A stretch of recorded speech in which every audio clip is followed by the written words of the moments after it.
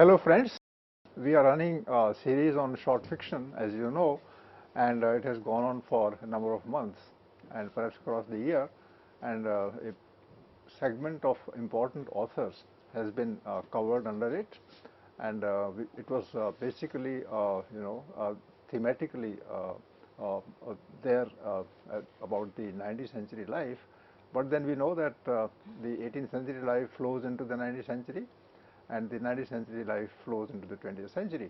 But if the ethos is the 19th century, then we would call it 19th century itself. In fact, this is a question I would like to pose to our speaker today, Dr. Bajaj, Dr. Richa Bajaj, who teaches English in Hindu College, Delhi University.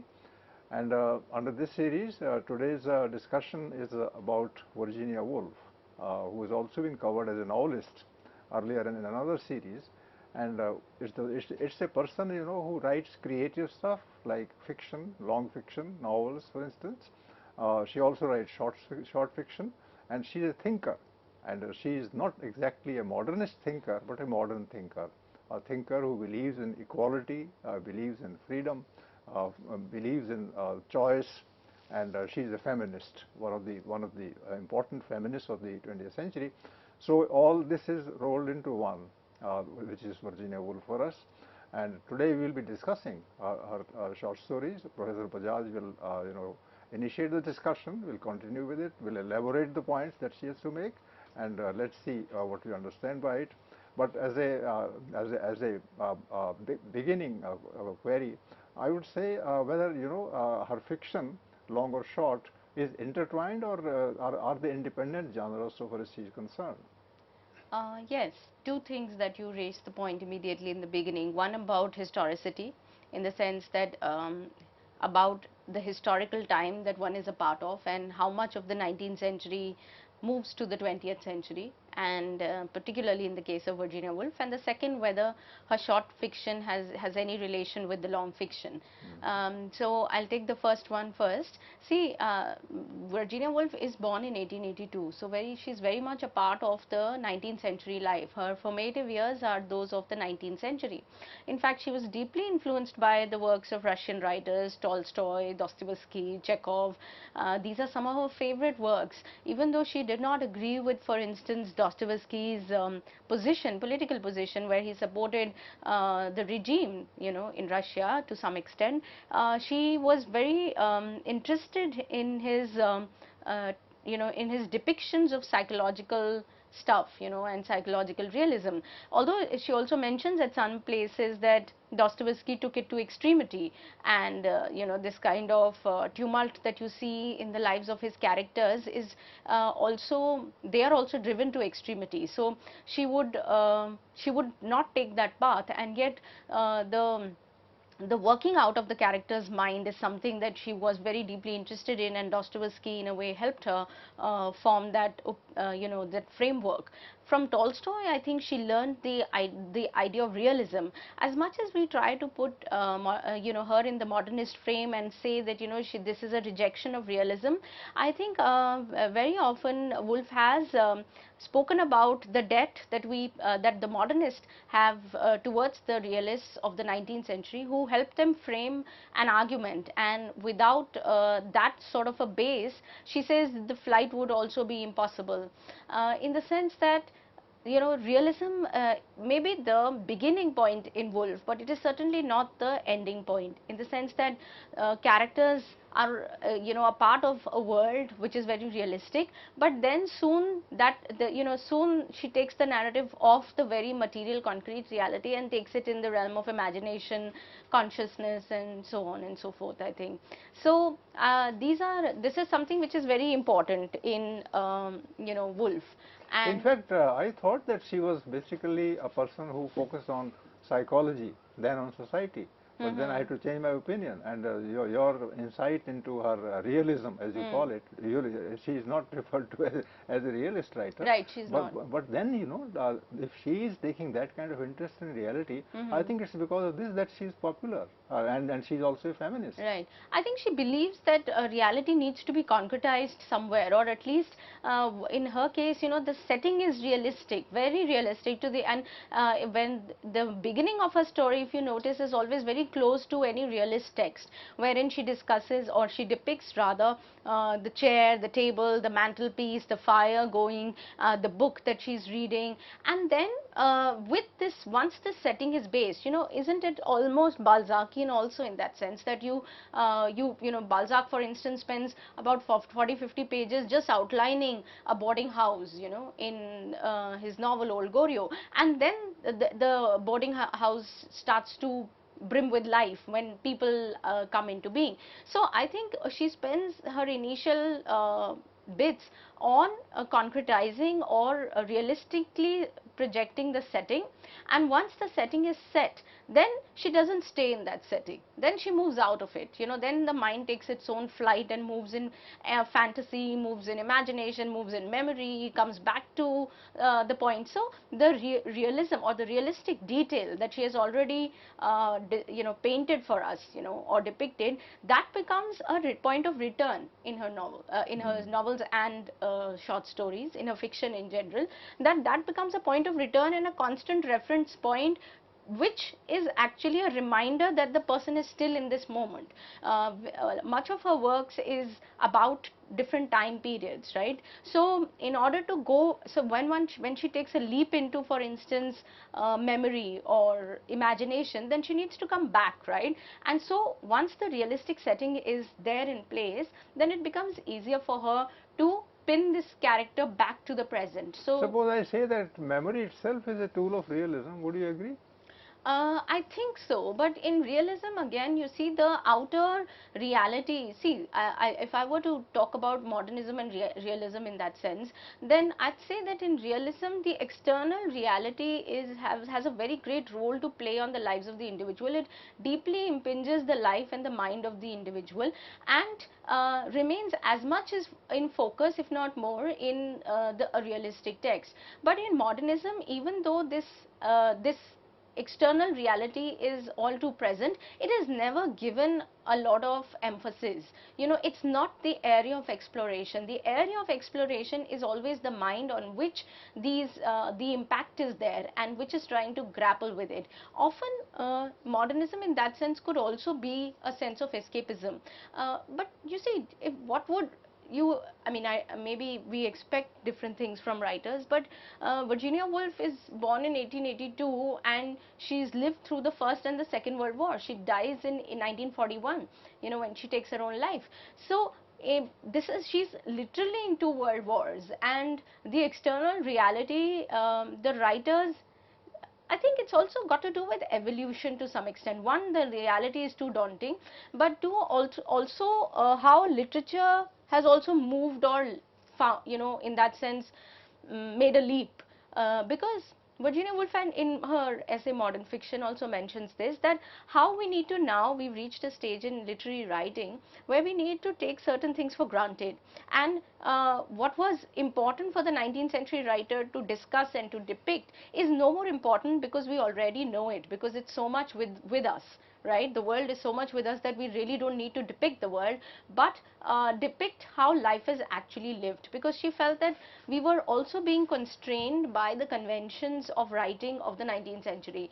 And she said that why should we follow that convention? Why not break that convention? Also because she felt that realism was a construct, Yes, very while good. while life is not. So I think that is also a very seminal difference between modernism and realism, that realism is a conscious making of life, or a conscious effort on the part of the writer to take it towards a particular direction, right? It could be towards potential direction, but a direction. Now, taking from here, what makes her, what kind of short story writer she is, if that is to be in the background? Right. You see, so that's what I was saying. So for Woolf, the kind of writing that she exercises in short fiction is very close to how she would also write her long fiction. It's not like that, her short fiction varies in degrees. The same kind of concerns and themes that you see in her long fiction, these are available in the short fiction also. And again, I turn to the same point of of realism and modernism, that in realism, if it's a conscious construct, Woolf wanted to write a kind of fiction which would which would depict the ordinary life of an ordinary individual on any given day. So just as you live that life, she wanted to capture moments and not histories. I think that is also one of the differences that you see in realism and modernism. Modernism, the lens and the focus is very sharp on, it's like a zoomed effect, you know, that you're zooming into the life of an individual and just discussing one day's life. For instance, and Dalloway. that individual is the alienated individual. That individual is not necessarily alienated. That individual is full of myriad things, you know, and one of them is alienation. I think this is also something that we need to reappropriate, because alienation is the result of not being able to cope with the situation. So alienation is also is there in a lot of modernism, but there is a lot more other things out there in a modernist text, for instance a Woolf text. So for Virginia Woolf, and this is also something which I think becomes political by the end of the day, that it is alienation and therefore it is a comment on the situation around. But I think what the writers wanted to do at that point in time was to get as close to reality and to capture it in the raw form. And which is why, at least for Virginia Woolf, I'm speaking particularly of Virginia Woolf, she wanted to get into the skin of the character and wanted to get into the mind of the character and capture exactly how we live our life and exactly how our mind works on any given day, ordinary things.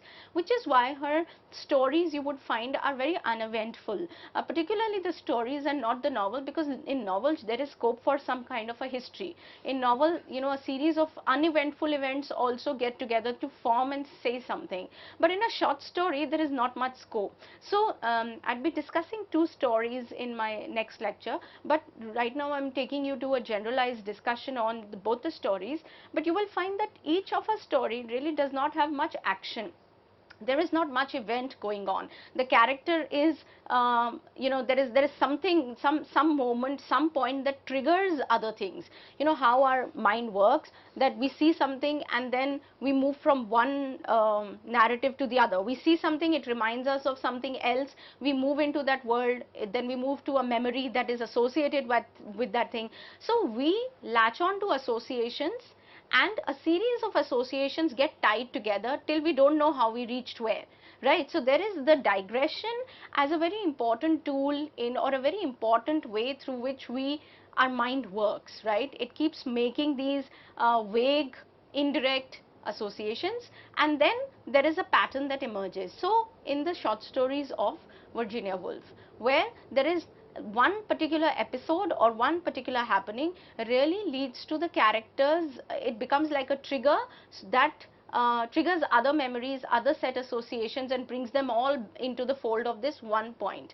Again, if you notice, this is very also Chekhovian, I think. You know, in Chekhov also the mind is used very skillfully in that manner, where the characters constantly break from the present and move into another time periods and then return. So I think she's drawing on this tradition and taking it forward, but with a sense that there are no, again, very Chekhovian, no very clear endings, right? There are very loose ends, they are undefined, they don't mean anything, abrupt endings. So she is an experimentalist, of course. She's experimenting with the form of fiction, both long and short. And when she experiments with fiction, then she wants to talk about the most banal things that happen in life, because again, her idea is that our everyday lives, nothing great happens on an everyday life. An everyday life is a very banal, mundane life in which there may be a moment that triggers other things, that brings other things into the fold, and therefore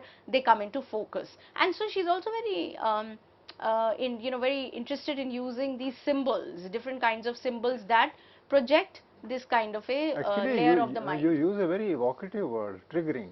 So what is triggered in her short stories? So no, what I mean is that a thing, for instance, I'll give you the example of the story The Searchlight, right? Now the searchlight is just a light, right? That is there, of course, it's the background of war. Again, that's something also that, you know, oblique sort of references are there of things that are happening outside.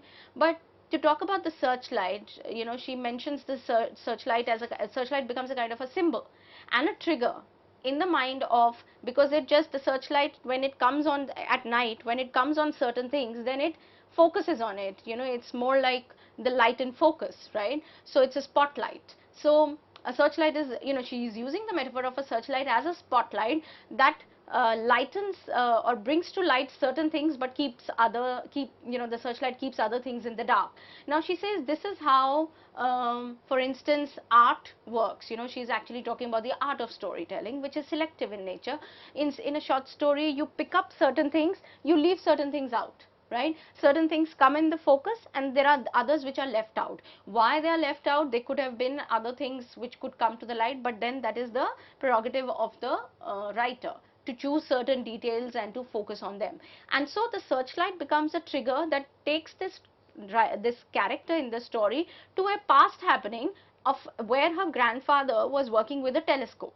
Now immediately the searchlight that was a trigger for this particular character of memory, right, goes back in time to her childhood when she heard her grandfather tell her a story about an episode where he was looking through the telescope. Now the telescope is exactly like the spotlight or the searchlight. It focuses on certain things, zooms them out, brings them into clarity while leaving everything else in darkness. So I think this is what I mean by this the is a very good searchlight. metaphor to write a short story. Right. That the writer himself or herself is a searchlight, Right. and is focusing upon the characters, on the situation, on the thought processes of the time. Right. And, also, yeah. Yes, yes. Please, Yeah. please Also, go the ahead. searchlight is, not just, about memory. At one level it is about memory, but at another level it is about the art of storytelling itself. So in many ways, Virginia Woolf is suggesting this is how stories get written, that the writer focuses on one particular aspect of life and builds a dramatic scene around it, and that's about it, and leaves it midway. In the story, the searchlight, there are questions that other characters ask this woman, but what about other characters? And she said, well, that is not a part of my story, right? Or she says, well, the searchlight only lights up certain areas. So the questions are raised, but answers are not given. Yes, certainly. So I think that also makes her writing very experimental. Also brings it closer to how memory is created and memory is formulated in the mind. But also I think what is interesting in this is that she's trying to connect memory with creativity. Okay. That just as in memory certain episodes have coloring, they develop a coloring of their own, sweeter in memory, we say. Just similarly, there is in fiction, when some moment is picked up, then there is a coloring that the writer gives it, right? So there is a sense of equation between memory and creativity, and spotlight or searchlight searching for that one moment and bringing it to light. In both memory, when you access your own memory, there are certain parts which are lit up and there are others which are hidden from your own memory. So I think she's trying to work on this idea of memory and the process of accessing that memory as very close to the creative process itself. And that memory also gives a chance to other characters to appear in it, and they play a role there, and the author is looking critically or appreciatively at them, and this is what the short story becomes. Would you agree? Yes, I mean, yeah, there are more characters that figure in that story. But interestingly, as is the case in memory, it is always the principal subject who is looking through. You see, it's always, I think she's brilliant in her play of perception and perspectives also, because finally the searchlight is not just certain areas. There is somebody who is putting the spotlight somewhere, right? So there is a conscious act of the creative writer to also bring certain things in perception or in perspective, right? It has also, I think, got to do a lot with her sister Vanessa, who was an artist. She was a painter. So because of that, and because they were constantly in touch and discussing, they were a part of this Bloomsbury group, etc. So because of that, because of those interactions, I think Virginia Woolf's fiction is very artistic in that sense, very close to a painting. In fact, in her novel To the Lighthouse, the main protagonist is a painter, right? So who's painting the canvas. So there is a lot of this artistic, which means that what is there on the canvas is the perception of the painter, right? So what is there in her fiction is the perception of the writer, and the writer has a very important role to play. And I think she continuously, you know, she's not one for somebody who's going to let the audience go with the flow. She likes to tease the audience, you know, through her narrative. She likes to experiment. So the audience is always aware that the writer is trying to play a trick on them. The writer is trying to play a game, or the writer is trying to mold the narrative. So in a way, the writer is very alive and aware, and constantly changing, I would say, the spotlight and the searchlight on different things. There is one thing that you know occurred to me as you were discussing the painting part, and that is that painters use a brush apart from the color. Color Right. would be life, and I'm just extending the metaphor. So in that case, her brush is the world.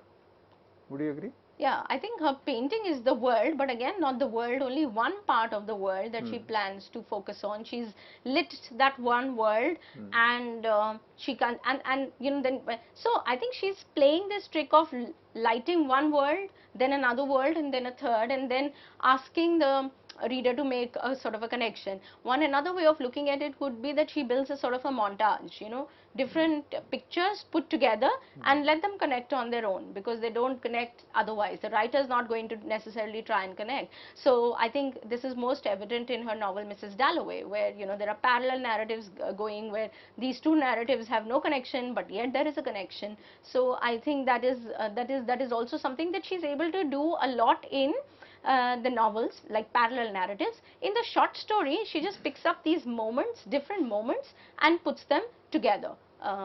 What about opinions and ideas? Are they there in her fiction?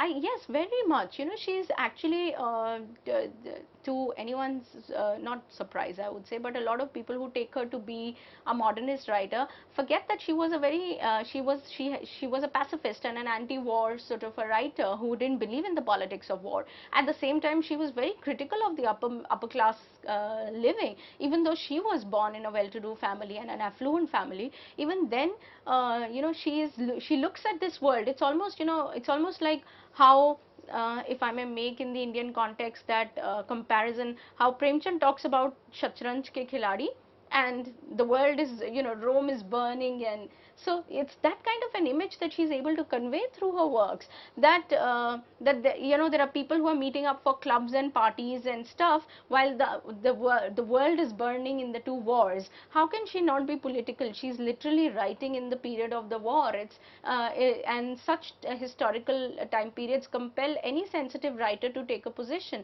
and she does. Even only it's not very directly, I would say, or polemic on the surface. Before you go further, because we are now closing the discussion, can you say a few words about her being a feminist? Yes, certainly. You see, in as a feminist writer, she's also, it's hers is not a firebrand radical sort of feminism, and yet she realizes that at this particular point in her career, where she's writing these stories, it is important to enter the mind of women, right? And the complexes that they have to deal with. For instance, in one of her stories, she'd talk about how I'm not a good housekeeper, or how the wall should not have, you know, have that this or had that.